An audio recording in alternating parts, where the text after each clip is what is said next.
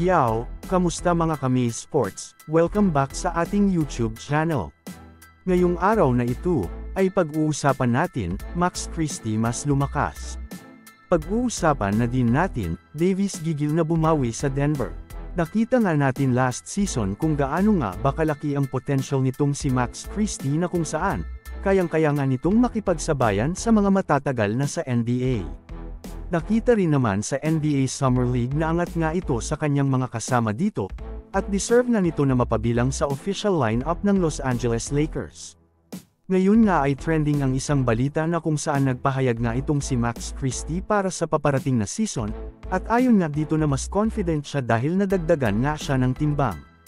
At makikita rin natin sa ensayo ng Los Angeles Lakers na all-out silang lakas at nakakasabay nga itong si Max Christie kaya naman paniguradong mas lumakas na ito kumpara last season.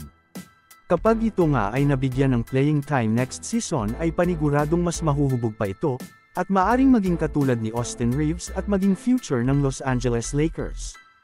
Ang malaking katanungan na nga lang dito ay kung makakakuha ba ito ng playing time next season dahil alam naman natin na sobrang dami ng rookies ngayon sa Los Angeles Lakers.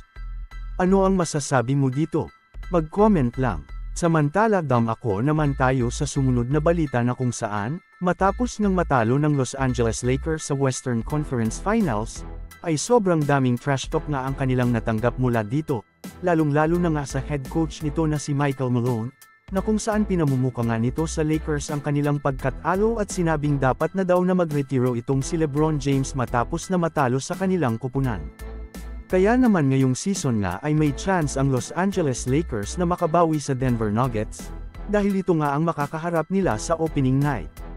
Kaya naman natanong na nga itong si Anthony Davis kung ano nga ba ang masasabi niya patungkol dito, at ayon na dito na isa nga daw ang Denver Nuggets na nagbibigay ng motivation sa kanya dahil gusto nga niyang makabawi sa mga ito ngayong season. Dito nga rin masusubukan ang bagong lineup ng Los Angeles Lakers, at kung isa na rin ba silang title contender ngayong season sa NBA. Ano ang masasabi mo dito? Sa tingin mo ba ay makakabawi ang Los Angeles Lakers kontra sa Denver Nuggets? Mag-comment lang. So, ayon lamang ang ating mabilisang balita sa araw na ito, sana ay nag-enjoy ka. Huwag mo na ding kalimutang mag-subscribe bilang pagsuporta sa ating YouTube channel. Maraming salamat po.